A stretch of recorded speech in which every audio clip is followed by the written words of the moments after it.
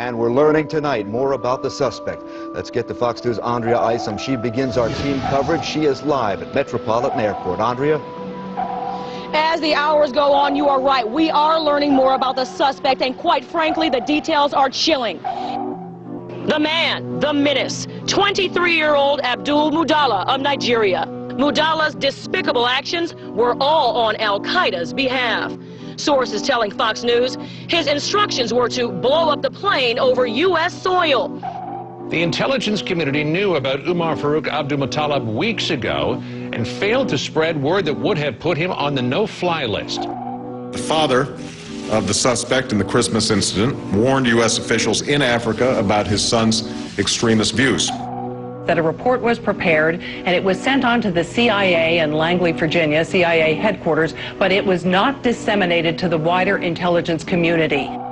Obviously, when you have a father coming in and talking to the embassy about a son who's radicalized, gives the embassy the passport number, the first thing you would think is a very fast effort to see if the person's got a visa and suspend the visa.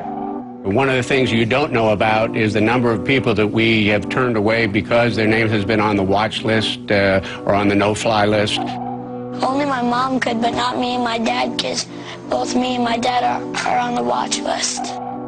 Tough to believe, but 8 years later, we are still talking about connecting the dots and a failure to communicate.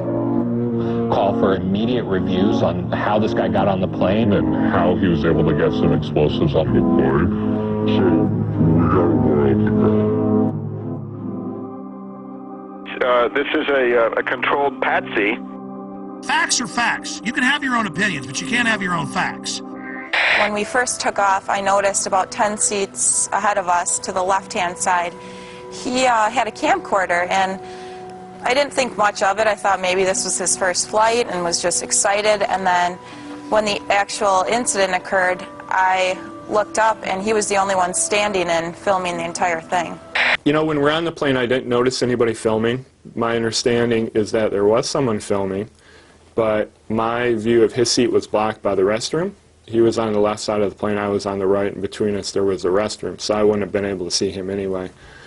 I know more about the story later on. I initially tried to contact him, the man, shortly after the flight, and I just received an email back from an attorney, you know, and not him. He wouldn't talk to me at all. So that was my initial contact with him. Now, interestingly enough, about 6 months ago, this man contacted me out of the blue.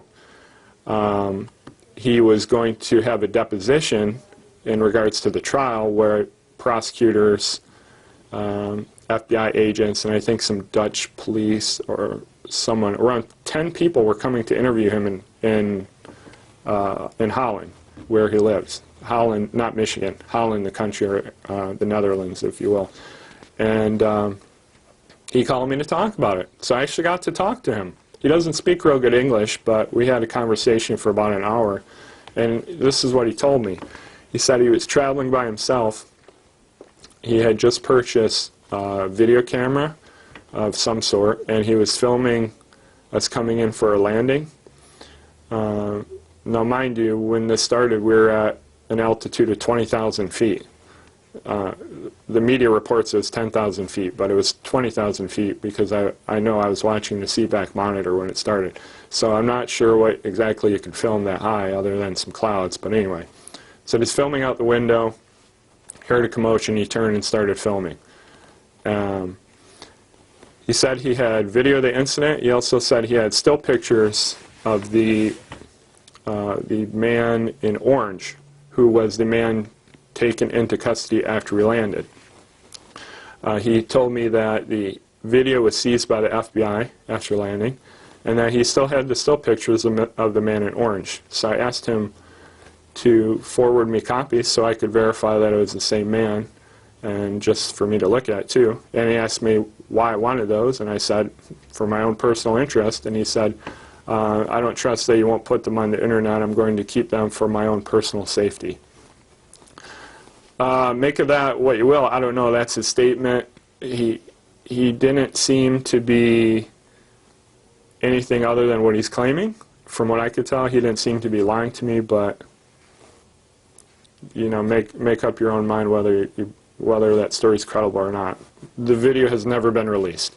No video of anything in this case has been released to anyone other than the prosecutors, the judge, and the underwear bomber himself. There is a protective order in the case indicating that any attorney involved in the case cannot speak about what evidence there is. I have a suspicion that Anthony Chambers has some of the videos, maybe not the video on the plane, but I have a strong suspicion that he has the airport security video from Amsterdam. There's never been any picture or video of the underwear bomber released going through security or at the airport or anything. He didn't go through security. He was escorted around security. And actually, shortly after this incident, there was an article. It's from the Herald Scotland, December 28th, 2009, and this is a really important article, and this is the only paper to ever report on this, and nobody talks about it. For this one sentence, the military police have already said Abdulmutallab did not go through passport control at Schiphol when he arrived from Lagos. Okay, they admit he didn't go through passport control, but what they don't tell you here is that passport control and security are in the same line at Schiphol. So if you're not going through passport control, you're not going through security. So there's an admission here. Abdulmutallab not only did not have his passport checked, but he didn't go through security at all. They leave out the fact that he was escorted, but obviously this is the reason no one else is reporting on this article or talking about it. But again, here we have an admission. The underwear bomber did not go through passport control at Schiphol Airport, and passport control is the same line as security, so therefore 2 + 2 means he didn't go through security. So he didn't go through security. So therefore there are no pictures possible of him going through security because he didn't go through it.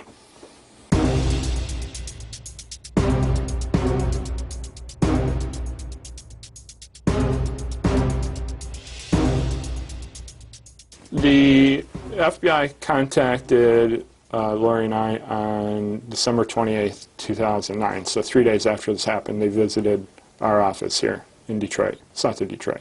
The first thing I asked them was, hey, you know, I can help you in the investigation. I saw the accomplice at the Amsterdam airport. Wouldn't it be wise to show me the video from the airport or some still pictures so I can identify him?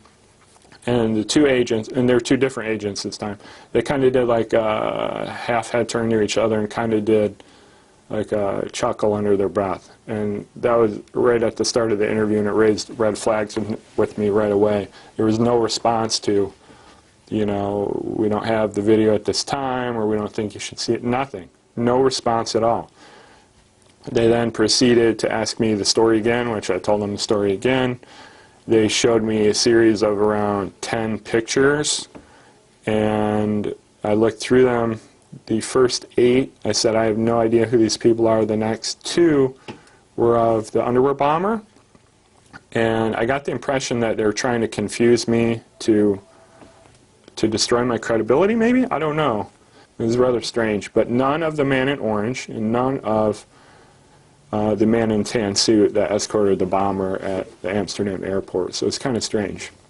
Pretty early on, within a few days anyway, that there was something really weird going on, maybe a cover-up, because, you know, I had the FBI agents come to my office on December 28th, not even wanting to talk about the man in the tan suit that helped the bomber at Schiphol Airport, which to me was a huge red flag, because as far as I know, myself and only one other person saw him. The one other person hasn't been willing to talk about it. So it would make sense that the government would want to talk to the eyewitness and have the eyewitness identify the man. And when they didn't do that, being a lawyer, it started really raising red flags with me, number one. Then number 2, in regards to the man in orange who was taken into custody after we landed, you see, the government couldn't say he didn't exist because he was taken away from a group of all of us passengers, and several other passengers saw this, so they had to lie and cover up who he was. They couldn't say he didn't exist like they tried to do with the man in tan suit. So they started telling lies about this man. First of all, they said he didn't exist, and that didn't fly because several passengers saw him. It wasn't just me this time. You know, and then